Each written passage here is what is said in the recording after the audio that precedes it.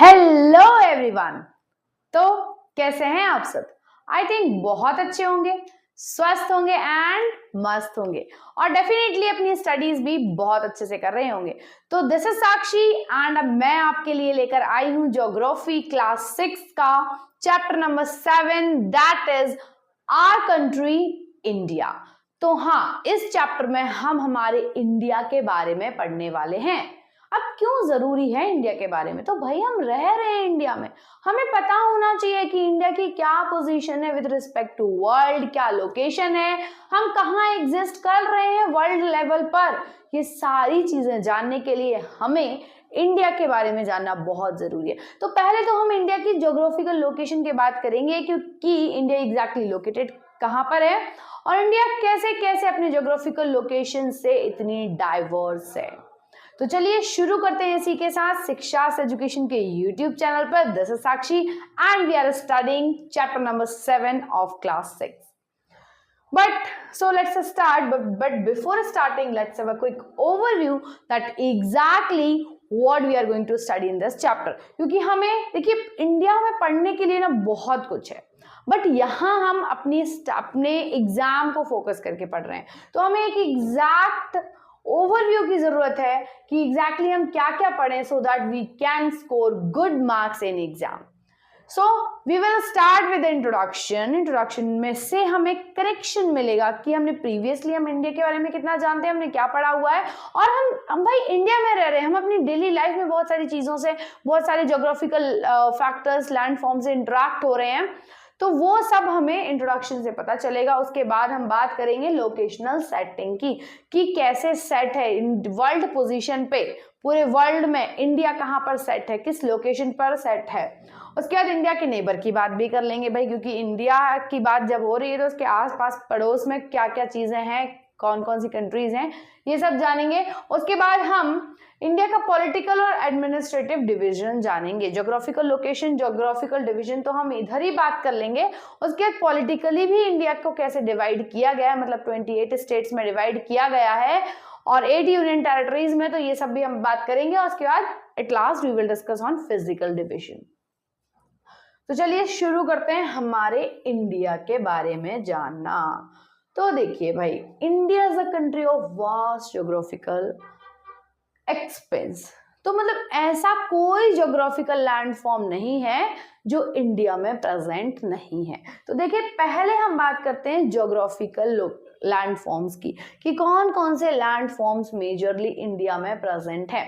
तो सबसे पहले नॉर्थ से, सबसे पहले तो ये देखिए, ये हमारा इंडिया है. जो सबसे ऊपर डायरेक्शन है वो कौन सी डायरेक्शन है? नॉर्थ है. और यहाँ क्या हो गई? साउथ. अब यहाँ पे क्या हो गई? वेस्ट. और ये हो गई ईस्ट. इन 4 डायरेक्शन में कौन कौन से अलग अलग लैंडफॉर्म्स हैं इसकी हम बात करते हैं. सबसे पहले बात कर रहे हैं नॉर्थ की. तो ये हो गया पूरा पूरा नॉर्थ रीजन. यहाँ पर प्रेजेंट है बड़े बड़े माउंटेन्स. तो ये जो लैंड है ना, कैसा लैंड है? ऊपर नीचे ऐसे स्लोप टाइप का लैंड है, जिसे हम क्या बोलते हैं? माउंटेन्स. अब जैसे हम माउंटेन्स से नीचे आते हैं तो हम 2 कैटेगरीज में देखते हैं कि एक साइड तो हमारा पूरा का पूरा डेजर्ट रीजन है और उसके अलावा बीच में यहाँ पर, मतलब यहाँ से या ऐसे करके ये पूरा क्या है? एक प्लेट्यू है, एक बड़ा सा प्लेट्यू. और उसके बाद यहाँ वाला ये जो पूरा रीजन है this is coastal area.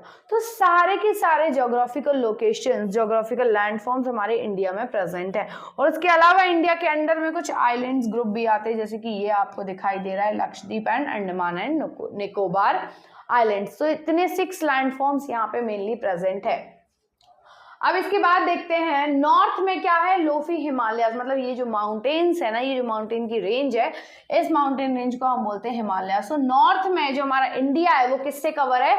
Himalaya से कवर्ड है. उसके बाद साउथ की बात करें तो साउथ में वेस्ट साइड में यहाँ पर क्या है? अरेबियन सी प्रेजेंट है. मतलब यहाँ पर वाटर बॉडीज है साउथ में. साउथ में 2 वाटर बॉडीज मेन है, यहाँ पे अरेबियन सी है, यहाँ पर है bay of Bengal. Bay of Bengal यहाँ पर प्रेजेंट है. और यहाँ नीचे पूरा है इंडियन ओशियन, जो कि मतलब इसका जो शेप है एक ट्राइंगल शेप का है, ट्राइंगुलर शेप है नीचे से अगर देखा जाए, और इस शेप को हम बोलते हैं पेनिनसुला। पेनिनसुला, पेनिनसुला का मतलब क्या होता है? पेनिनसुला मतलब ऐसा शेप, ऐसा लैंडफॉर्म जो कि 3 साइड से किससे कवर्ड है? वाटर से। तो देखिए हमारा इंडिया 3 साइड से वाटर से तो कवर है। ये ऊपर ऊपर का जो पार्ट ले लो तो ये तो लैंड है, लेकिन यहाँ पर अरेबियन सी है, यहाँ पर बे ऑफ बंगाल और यहाँ पर इंडियन ओशियन है। तो ये 3 साइड मतलब वेस्ट, ईस्ट और साउथ में 3 साइड क्या है? वाटर है। इसलिए इस लैंडफॉर्म को क्या बोला जाता है? पेनिनसुला बोला जाता है। तो हमारा इंडिया का जो लैंड फॉर्म है, मतलब जो शेप है, वो कौन सा शेप है? पेनिनसुलर शेप है। उसके बाद इंडिया है, अब इंडिया का एरिया मतलब इंडिया कितना बड़ा है, कितने एरिया में एक्सपेंडेड है। तो इंडिया का जो पूरा टोटल एरिया है, जिस एरिया को इंडिया कवर करता है, वो है 3.28 मिलियन स्क्वायर किलोमीटर। 3 पॉइंट मतलब ये जो बाउंड्री दिख रही है ना, इसके अंदर अंदर का जो एरिया है, this total area is 3.28 million square kilometre. अब अगर कैसे इसको डिवाइड, कैसे स्ट्रेच्ड है, मतलब नॉर्थ से लेके साउथ तक का जो टोटल डिस्टेंस है, यहां से लद्दाख से लेके कन्याकुमारी तक का जो टोटल डिस्टेंस है, ये है 3200 किलोमीटर्स, मतलब इतना ज्यादा स्ट्रेच है। और वहीं अगर वेस्ट से लेके ईस्ट तक में देखा जाए, मतलब यहाँ पर गुजरात से लेके अरुणाचल प्रदेश जो कि लास्ट ईस्टर्न पॉइंट है इंडिया का, वो देखा जाए तो east to west it is extended about 2900 kilometre. मतलब ये जो डिस्टेंस हुआ कौन सा?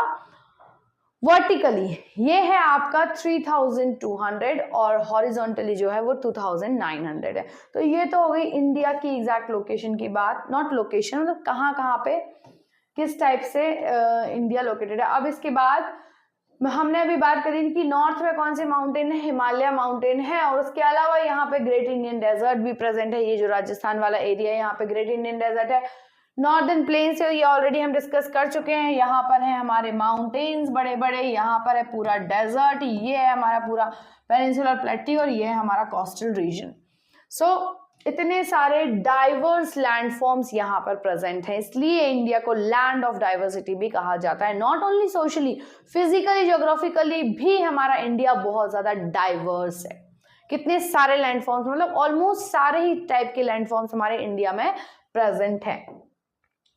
There is a great variety of climate. अब इसी वजह से क्योंकि लैंडफॉर्म्स अलग अलग है, तो अभी हमने क्लाइमेट मतलब क्लाइमेट भी यहाँ पे अलग अलग, सभी जगह पे क्लाइमेट अलग है। Vegetation means type of plants, trees, ये भी it also differs according to the geographical landforms. तो सारी चीजें ना कहीं हमारी हिस्ट्री, जो हम हिस्ट्री पढ़ते हैं वो भी हमारी ज्योग्राफी से ही रिलेटेड है। ज्योग्राफिकल लोकेशन के कारण ही हमारी हिस्ट्री भी इतनी ज्यादा डाइवर्स है। So I hope this much is clear to you. Just because of the geographical differences, हमारे यहाँ पे क्लाइमेट में बहुत ज्यादा डिफरेंसेस। साउथ इंडिया को देखिए कितना हॉट, कितनी ज्यादा हीट होती है वहां पे। वहीं नॉर्थ इंडिया को देखा जाए तो कितना कोल्ड क्लाइमेट वहां का होता है, कोल्ड वेदर होता है। वेजिटेशन की बात करी जाए तो नॉर्थ में कैनिफोरस ट्रीज ग्रो होते हैं कोन शेप के, वहीं अगर साउथ में देखा जाए तो कोकोनट ट्रीज, बनाना ट्रीज, ये सारे ग्रो होते हैं। It is why it is so, just because of the geographical landforms in this diversity. और इसके अलावा और क्या क्या डिफरेंस है? लैंग्वेजेस भी अलग हैं और लैंग्वेज के कारण ही वहां का मतलब ज्योग्राफी के कारण ही वहां के कल्चर्स भी अलग अलग हैं। इन दिस डाइवर्सिटी, बट इतनी सारी डाइवर्सिटी होने के बाद भी हमारे अंदर क्या है? यूनिटी है, मतलब हम किसी ना किसी चीज से यूनाइटेड हैं। That is reflected in our tradition that binds us as one nation. और वो जो यूनिटी है ना, वो कहाँ क्या रिफ्लेक्ट करती है? हमारे कल्चर्स, हमारे ट्रेडिशन से रिफ्लेक्ट होती है। मतलब इतनी सारी डाइवर्सिटी होने के बाद भी वी ऑल आर इंडियंस। हम सभी क्या हैं? इंडियंस हैं। हमारे कल्चर्स और हमारे ट्रेडिशन, इन सब के थ्रू हम बता देते हैं कि वी आर इंडियंस। यस।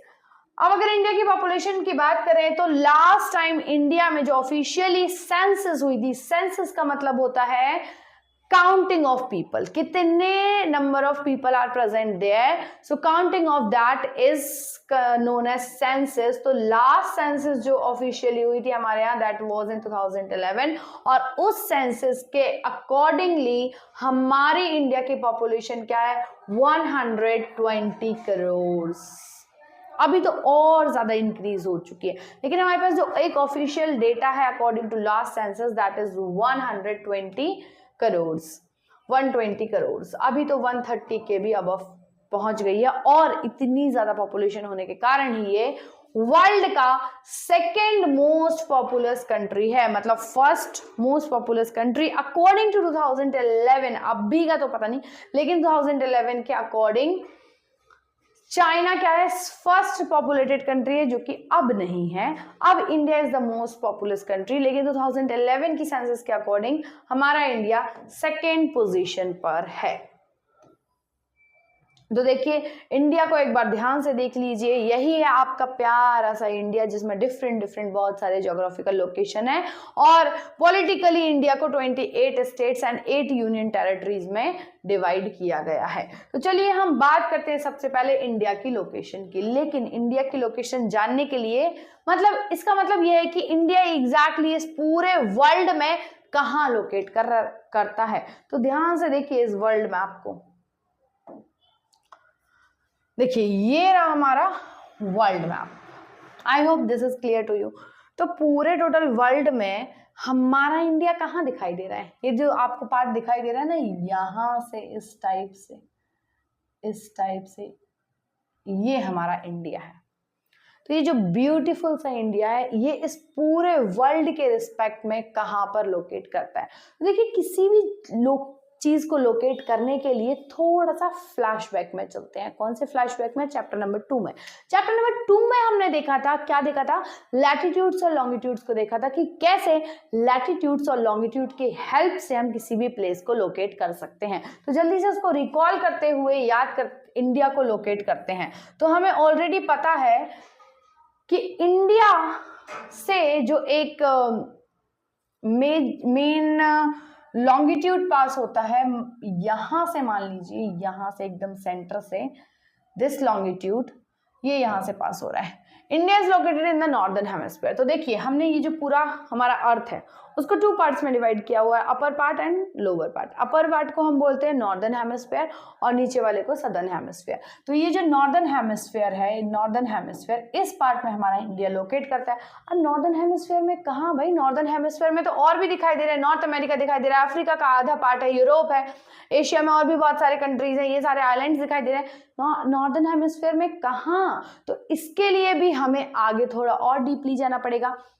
तो अब हमें एक और मेजर थिंग पता है, दैट कि यहां से ये जो सेंटर पे इक्वेटर है 0 डिग्री पे, उसके ऊपर 23.5 डिग्री पर एक मेजर लैटिट्यूड निकलता है। उस लैटिट्यूड का नाम क्या है? इस लैटिट्यूड का नाम है tropic of cancer. Tropic of cancer जहां से पास होता है, वही ट्रॉपिक ऑफ कैंसर ऑलमोस्ट हमारी कंट्री को भी हाफ पार्ट में डिवाइड कर देता है। तो इसका रेफरेंस लेके हम क्या इंडिया को लोकेट कर सकते हैं? बिल्कुल कर सकते हैं, लेकिन हमें क्या चाहिए? एक एग्जैक्ट लोकेशन चाहिए। तो साउथ से नॉर्थ तक भी एक लॉन्गिट्यूड पास होता है, वो है 82 डिग्री का है एग्जैक्टली, लेकिन वो है 8.4 degree north and 37.6 degree north. मतलब इन 2 लैटिट्यूड्स के बीच में हमारा इंडिया है। इन 2 मेजर लॉन्गिट्यूड्स के बीच में हमारा इंडिया लोकेट करता है। वेस्ट से ईस्ट में कहां पर देखिए 67 से 97। तो यहां पर ये हो गया हमारा, यहां से कर लीजिए, इंडिया से जो पास हो रहा है 67 और एकदम ऊपर से जो पास हो रहा है दैट इज 97। तो लैटिट्यूड और लॉन्गिट्यूड के बीच में हमारा इंडिया लोकेटेड है। If we divide the world into eastern and western hemisphere, which hemisphere with India? तो देखिए हमने नॉर्थ और हेमिस्फीयर में तो देख लिया। अगर हम इंडिया को ईस्ट और वेस्ट हेमिस्फीयर में डिवाइड कर देते, मतलब हम हॉरिजॉन्टली नहीं वर्टिकली डिवाइड करते, तो हमारा इंडिया कहाँ आएगा? ईस्ट डायरेक्शन है ना भाई, ये ईस्ट है, ये वेस्ट है, ये नॉर्थ है, ये साउथ है। तो अगर ये लाइन जो है ये डिवाइड करती है 2 पार्ट्स में वर्टिकली, तो ईस्टर्न हेमिस्फीयर में हमारा इंडिया लोकेट करेगा। तो ये तो हो गई इंडिया की एग्जैक्ट लोकेशन की बात। हमने चैप्टर 2 में एक चीज और पढ़ी थी कि इंडिया के सेंटर से एक लॉन्गिट्यूड पास होती है, दैट इज ऑफ 82.5 डिग्री, जिससे कि हमारा स्टैंडर्ड टाइम भी मेजर होता है। तो हम उससे भी हमारी इंडिया की एग्जैक्ट लोकेशन बता सकते हैं। तो I hope this much is clear to you. Latitude और लॉन्गिट्यूड के बेसिस पे इंडिया कहाँ लोकेट कर रही है? So it is given here. देखिए already we have seen so due to the great longitudinal extend, longitude में इतना सारा लॉन्गिट्यूडनल एक्सटेंड है, इतनी सारी ब्रॉडनेस में about 29 degree, there could be a wide difference in local time. अब देखिए, क्योंकि इतने सारे डिफरेंसेस होने के बाद, क्योंकि देखिए एक 29 डिग्री का डिफरेंस आ रहा है, एक यहाँ से इस लॉन्गिट्यूड से इस लॉन्गिट्यूड के बीच में, तो डेफिनेटली यहाँ पे टाइम डिफरेंस भी बहुत ज्यादा होगा। इतना ज्यादा डिफरेंस होने के बाद भी इसका जो ईस्टर्न पॉइंट और वेस्टर्न पॉइंट है वहां पे टाइम डिफरेंस बहुत ज्यादा होगा। यहाँ पर सन है, सन से जो रेज आ रही है यहाँ पर जल्दी आएंगी as compare to this part. So that's why there will be a lot of time difference at two extreme points of India, such as difference between these 2 points would be about 2 hours. मतलब इन दोनों points के बीच में जो time difference है, मतलब यहाँ पे जो सनराइज होता है ना, यहाँ पर कौन सा स्टेट है, ईस्टर्न मोस्ट अरुणाचल प्रदेश। अरुणाचल प्रदेश में जो सनराइज होता है वो 2 घंटे पहले, मतलब जनरली अगर हम बात कर रहे हैं, if we are living in MP, centre में रह रहे हैं, तो अप्रॉक्स समर्स के सीजन में 6 o'clock पे सनराइज हो जाता है, बट यहाँ 4 o'clock पे हो जाता है। लेकिन गुजरात में अगर यहाँ 4 o'clock हो रहा है तो यहाँ पे 6 o'clock पे हो जाता है, तो 2 hours का डिफरेंस। तो सोचिए वहां 2 hours बाद वहां पे डे स्टार्ट हो जाता है और यहाँ पे तो मॉर्निंग ही हो रही होती है, तो इससे बहुत ज्यादा क्लैशेस भी होते हैं। क्लैशेस किस टाइप के, ऑफिशियल मीटिंग्स और इन सब में, जहां वहां एक तरफ गुजरात वाले तो सो के उठ रहे हैं और अरुणाचल प्रदेश वाले तो उनका काम भी स्टार्ट हो चुका है। So as you have learned earlier the local time changes by 4 minute. तो बट आप, और ये 2 hours का डिफरेंस कैसे आया, क्योंकि हर लॉन्गिट्यूड पे जैसे कि हम मूव करते हैं 4 मिनट्स से टाइम चेंज हो जाता है। तो इनके बीच में कितने लॉन्गिट्यूड्स आ रहे होंगे, that you have to do, and जल्दी से कैलकुलेट करके मुझे कमेंट बॉक्स में कमेंट करके बताओ कि इनके बीच में कितने लॉन्गिट्यूडनल डिफरेंस आ रहा होगा। सनराइज, देखिए अभी ऐसा क्यों डिफरेंस आ रहा है, क्योंकि हमें पता है सन कहाँ से राइज हो रहा है, ईस्ट से राइज हो रहा है, और ईस्ट में हमारे यहाँ पे कौन सा स्टेट है, अरुणाचल प्रदेश, और वेस्ट में है गुजरात। तो ऑब्वियसली ईस्ट में पहले सनराइज हो जाएगा और as compare to the west. तो यहाँ पे आपको दिखाई दे रहा होगा इस पिक्चर में, ये हमारा ईस्टर्न मोस्ट पॉइंट है और यहाँ पर सनराइज पहले हो रहा है as compare to the this point. तो सोचिए कितना ज्यादा टाइम डिफरेंस यहाँ पर आ जाएगा। As you have already read earlier why the local time of longitude, तो हमारा ये जो है ना, तो इतने ज्यादा डिफरेंसेस के कारण, अब हम देखो अगर यहाँ का टाइम स्टैंडर्ड टाइम ले लेते तो इनको बहुत प्रॉब्लम होती, अगर यहाँ का लेते तो इनको बहुत प्रॉब्लम होती, इसलिए हमने एक बीच का रास्ता निकाल दिया भाई। बीच का रास्ता कौन सा, मतलब सेंटर से जो लॉन्गिट्यूड पास होगी, जो कि कहाँ से पास हो रही है, उत्तर प्रदेश के इलाहाबाद से जो पास हो रही है, this is the centre longitude of India, जो कि है 82.5 डिग्री ईस्ट पर। इस लॉन्गिट्यूड को हमने एज अ स्टैंडर्ड लाइन माना है, standard line of India which shows the standard time. पूरी इंडिया में इस पर जो टाइम चल रहा होता है वही पूरे इंडिया को मानना पड़ता है। This meridian is also termed as the standard, और इसलिए ये जो लाइन है स्पेशल लॉन्गिट्यूड है, इसे स्टैंडर्ड मेरिडियन ऑफ इंडिया भी बोला जाता है। तो ये तो हम ऑलरेडी समझ चुके थे, ऑलरेडी जान चुके हैं चैप्टर नंबर 2 में कि कैसे स्टैंडर्ड टाइम कैलकुलेट किया जाता है और why we have chosen the standard time. अब बात करते हैं, एक फैक्ट की बात कर लेते हैं, इतना सारा कॉन्सेप्ट तो पढ़ लिया है, तो चलिए अपने नॉलेज को थोड़ा टेस्ट करते हैं और कुछ इंटरेस्टिंग बातें जानते हैं।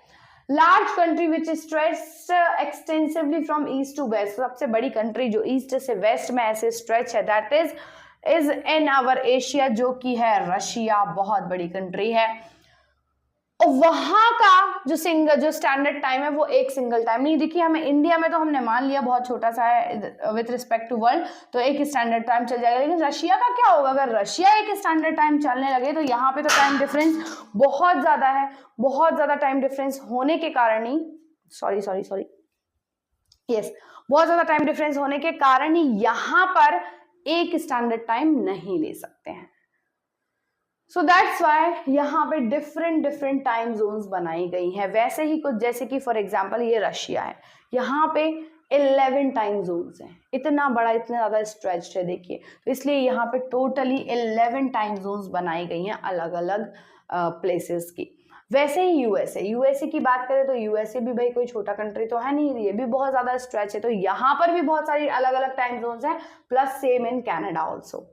तो ये तो हो गई फैक्ट की बात। तो अब ये जल्दी से मुझे बता दीजिए, ये तो मैंने ऑलरेडी आपको बता दिया है कि रशिया में कितनी टाइम जोन्स हैं, 11 है। उसके अलावा 2 और that is also written, that is 7 and 6, मतलब कि यूएसए में 7 है और कनाडा में 6 टाइम जोन्स हैं। जैसे कि हमारी इंडिया का एक सिंगल स्टैंडर्ड टाइम है, वैसे ही इन एरियाज के अलग अलग स्टैंडर्ड टाइम है।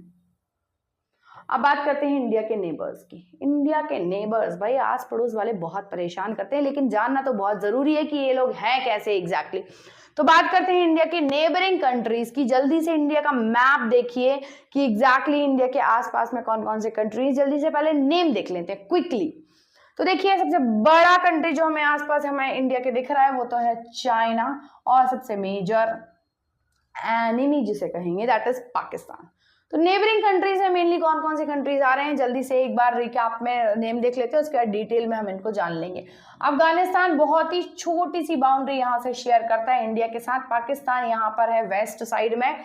उसके बाद यहाँ पर एक कंट्री है that is Bangladesh is present, यहाँ म्यांमार है, नेपाल है, भूटान है, श्रीलंका है और मालदीव्स भी यहाँ पर प्रेजेंट है। These all countries are our neighbouring countries, India की नेबरिंग कंट्रीज हैं। अब चलिए देखते हैं आपकी बुक में क्या लिखा हुआ है। So there are 7 countries. तो जल्दी से काउंट करिए क्या 7 कंट्रीज हैं। हाँ भाई 1 2 3 4 5 6 7 मतलब है ना। तो 7 countries totally who shares the border with India. How many of these countries do not have access to any ocean or seas? अब इनमें से कौन कौन से कंट्रीज जो कि ओशियन से कनेक्टेड नहीं है वो जल्दी से मुझे कमेंट बॉक्स में कमेंट करके बताइए कौन कौन से कंट्रीज आपको यहाँ दिखाई दे रहे हैं जो कि ओशियन और सी से कनेक्टेड नहीं है। ये भाई देख रहे हैं ना ऊपर, तो जल्दी से कमेंट करके बता दो। Across the sea to the south lie our island. तो जहां साउथ में अगर हम जाते हैं तो 2 आइलैंड्स, वो these are also country, 2 island मिलते हैं जो कि कौन कौन से हैं, श्रीलंका एंड मालदीव्स। ये भी हमारे क्या हैं, ये भी हमारे नेबरिंग कंट्रीज हैं। Sri Lanka is separated from India by a straight. अब एक बात, एक टर्म आ रही दैट इज स्ट्रेट। अब now what is this straight. तो देखिए ये आपको इंडिया दिख रहा है, इससे कनेक्टेड नेबरिंग कंट्री दिख रहा है यहाँ पे चाइना, लेकिन यहाँ पे एक बहुत ही नैरो लाइन आपको दिखाई दे रही है, बहुत नैरो। और यही नैरो लाइन जो कि 2 लैंड को सेपरेट करती है और ओशियन वाटर बॉडी को कनेक्ट करती है। तो वाटर बॉडी को कनेक्ट करने वाली वो जो नैरो लाइन होती है बिटवीन 2 मेजर लैंड फॉर्म्स, 2 बड़े बड़े लैंड के बीच में एक narrow line of water, that is called straight. तो इंडिया और श्रीलंका के बीच में ये जो नैरो लाइन है वाटर की, वाटर बॉडीज की, कौन से water body, Indian ocean, Indian ocean है यहाँ पे। तो ओशियन का एक ऐसा पार्ट जहां पे की नैरो लाइन बनी हुई है 2 बड़े बड़े लैंड फॉर्म्स के बीच में, उसे हम बोलते हैं स्ट्रेट। और इस स्ट्रेट का नाम है जो कि इंडिया और श्रीलंका को कनेक्ट करती है, कनेक्ट नहीं करती, सेपरेट करती है, अलग करती है, उसे हम बोलते हैं पाक स्ट्रेट, PALK, पाक स्ट्रेट, इसका नाम है पाक स्ट्रेट। ठीक है, so I hope this much is clear to you. आगे मूव करते हैं इंडिया के नेबर्स में जानने के लिए। सो भाई इतने ही नेबर हैं इंडिया के, देख लो जल्दी से, ओनली दीज मच नेबर्स, इतना ही पढ़ना है, ज्यादा कुछ पढ़ना भी नहीं है इसमें। अब बात करते हैं हम पॉलिटिकल एंड एडमिनिस्ट्रेटिव डिवीजन की। तो पॉलिटिकली इंडिया को कैसे डिवाइड किया गया है इस पर हम बात करते हैं। जल्दी से इंडिया का मैप देखो, इतनी सारे जो आपको लाइंस दिखाई दे रही है, कलरफुल कलरफुल इंडिया दिखाई दे रहा है। तो पॉलिटिकली हमने इंडिया को 28 स्टेट्स में डिवाइड किया हुआ है। अब वो कौन कौन से स्टेट्स हैं ये आपको लर्न करना है फटाफट। I hope you are in class 6 already, बहुत प्रीवियस क्लासेस से हम पढ़ते हुए आ रहे हैं। जल्दी से एक लिस्ट बनाइए, this is your task to make a list of all the states and capital and then उसके बाद एक ब्लैंक मैप लीजिए, पॉलिटिकल मैप, और सारे स्टेट्स को with their capitals mark it here on the map, on the political map. So India एक बहुत vast, मतलब बड़ा कंट्री है। पूरे कंट्री को पूरे कंट्री को कंट्रोल करने के लिए, रन करने के लिए एक एरिया से कोई कंट्रोल नहीं कर सकता है, इसलिए उसको कंट्रोल करने के लिए हमने क्या किया है, 28 स्टेट्स और 8 यूनियन टेरिटरीज में डिवाइड कर लिया गया है। सो नाउ ये जो स्टेट्स हैं ये तो आपको ऑलरेडी पता होंगे, मतलब ऐसा एरिया जहाँ पे गवर्नमेंट अलग, गवर्नमेंट सिस्टम है, एक मेजर सेंट्रल गवर्नमेंट है वो तो कंट्रोल कर ही रहा है, लेकिन उस एरिया की गवर्नमेंट भी कंट्रोल कर रही है। लेकिन यूनियन टेरिटरी क्या है, कैसे स्टेट से अलग है यूनियन टेरिटरी। तो यूनियन टेरिटरी वो एरिया है जो कि किसी पर्टिकुलर स्टेट गवर्नमेंट, उस एरिया का कोई गवर्नमेंट नहीं होता है, उसको कंट्रोल कौन करता है, central government. So that area which is controlled directly by the central government is known as union territory. तो ऐसे ही हमारी कंट्री में 8 यूनियन टेरिटरीज हैं, जिनमें से हमारी इंडिया की कैपिटल क्या है? Delhi. Delhi is the national capital पूरे इंडिया की। पूरे इंडिया को कंट्रोल करने के लिए गवर्नमेंट है जो कि कहां पर सिचुएटेड है? दिल्ली में। तो दिल्ली क्या हुई हमारी? Not Delhi, new Delhi, it is new Delhi. So new Delhi is our capital. These states have been formed mainly on the basis of language। अब इनको हमने कैसे फॉर्म किया? ज्योग्राफिकल लोकेशन के साथ साथ हमने इनकी लैंग्वेजेस के अकॉर्डिंगली भी हमने इंडिया को डिवाइड किया हुआ है। तो जल्दी से अब आपका टास्क क्या है? हमने पॉलिटिकली डिवीजन तो देख लिया, यहाँ पे 28 स्टेट्स हैं। जल्दी से क्विकली एक बार में पूरे इंडिया के स्टेट्स पे एक बार नजर डाल लेते हैं। उसके बाद आपका टास्क है कि पूरे स्टेट्स की लिस्ट बनाना है with their Capitals and learn करना है। तो चलिए शुरू करते हैं। यहां से इंडिया का मैप आपको दिखाई दे रहा होगा बहुत ही अच्छे से। Yes, so look at here, this is India's map। अब बात करते हैं नॉर्थ से स्टार्ट करते हैं। तो भाई आज के टाइम पे ये जो है, ये जो डिवीजन है इस टाइप से, ये तो यूनियन टेरिटरी है, तो इसको तो अभी छोड़ दो, हम यूनियन टेरिटरी पे भी बात करेंगे। सबसे पहले बात करते हैं यहाँ से नॉर्थ में, तो ये है हिमाचल प्रदेश। यहाँ से हिमाचल प्रदेश शुरू हो रहा है। हिमाचल प्रदेश के बाद में दो भाई बहन है जो कि है हरियाणा, सॉरी जो कि है पंजाब एंड हरियाणा, और इन दोनों की एक ही कैपिटल जो कि है चंडीगढ़, जो कि अगेन एक क्या है? यूनियन टेरिटरी भी है। उसके बाद यहाँ मूव आते हैं तो ये है यूके। यूके मतलब कौन? United kingdom? बिल्कुल नहीं, ये है हमारा उत्तराखंड, ब्यूटीफुल उत्तराखंड। उत्तराखंड के पास में यहाँ पर है यूपी मतलब उत्तर प्रदेश, और यहाँ पर लोकेटेड है हमारी capital that is new Delhi. Delhi is present है। बड़ा सा जो एरिया आपको दिखाई दे रहा है ये है हमारा राजस्थान, जहां पे कि थार डेजर्ट भी प्रेजेंट है। तो ये हो गया राजस्थान, राजाओं के स्थान। उसके बाद यहां पर सबसे लॉन्गेस्ट कोस्ट लाइन वाला state that is Gujarat. Centre में है, एकदम सेंटर में, वो है हमारा ब्यूटीफुल सा मध्य प्रदेश। यस। उसके बाद अगर हम यहां साउथ में मूव करते हैं तो यहां पर जो सबसे बड़ी फिल्म सिटी जहां प्रेजेंट है दैट इज महाराष्ट्र। उसके बाद छोटा सा state but very beautiful that is Goa. Goa यहाँ पर प्रेजेंट है। उसके बाद हम बात करते हैं, यहाँ पर आ जाता है कर्नाटका, और ये करेले के शेप जैसा हो जाता है केरला। केरला के साइड में है तमिलनाडु, और उसके ऊपर अगर हम यहाँ पर जाते हैं तो ये है हमारा आंध्र प्रदेश, और बीच में आंध्र प्रदेश से ही डिवाइड करके बना दिया गया है तेलंगाना। अब ये जो इस टाइप का एमपी से जुड़ा हुआ शेप दिख रहा है ये है हमारा छत्तीसगढ़, और यहाँ पर है उड़ीसा। यहाँ पर ये जो इस टाइप का शेप दिखाई दे रहा है ये है हमारा वेस्ट बंगाल। अब बीच में ये है जो ये हमारा झारखंड है, और ये हो गया बिहार। तो भाई ये हो गए हमारे स्टेट्स। अब यहाँ पे अगेन 7 सिस्टर्स भी हैं, उनको भी जल्दी से देख लेते हैं। ये अलग से दिखता हुआ जो स्टेट दिख रहा है जहाँ पे हमारा हाईएस्ट माउंटेन है इंडिया का दैट इज कंचनजंगा, ये स्टेट है सिक्किम। उसके बाद अब बची हमारी ये 7 सिस्टर। तो 7 सिस्टर में सबसे बड़ी सिस्टर जो कि बीच में है वो है असम। उसके बाद उसकी नेक्स्ट सिस्टर जो आती है वो है अरुणा मतलब अरुणाचल प्रदेश। उसके बाद आती है नागा मतलब कि नागालैंड, फिर आती है मणि मतलब मणिपुर, फिर आती है मिजो मतलब मिजोरम, और फिर आती है मेघा। भाई इतनी सारी सिस्टर्स हैं सब एम से, मेघालय, एंड देन लास्ट में आती है सॉरी मेघालय नहीं, यहाँ पे है त्रिपुरा। त्रिपुरा इज देयर, त्रिपुरा, और यहाँ पर है मेघालय। तो ये हो गए हमारे पूरे 28 स्टेट्स। तो जल्दी से आपका टास्क भी ये है कि जल्दी से 28 स्टेट्स की लिस्ट बनाइए, लर्न करिए एंड बहुत अच्छे से लर्न कर लीजिए। अब आप नेक्स्ट वीडियो में आपको यूनियन टेरिटरी के बारे में बताऊंगी कि ऑल 8 यूनियन टेरिटरी कहाँ कहाँ पर लोकेटेड हैं विद दिस मैप। सो बने रहिए मेरे साथ शिक्षास एजुकेशन में, जहां हम नेक्स्ट टॉपिक में इसके फिजिकल डिवीजन पे बात करने वाले हैं। Thank you very much. अगर आपको मेरा वीडियो अच्छा लगा है तो जल्दी से लाइक कर दीजिए और साथ ही साथ सब्सक्राइब भी कर दीजिए। थैंक यू एवरीवन, मिलते हैं नेक्स्ट वीडियो में।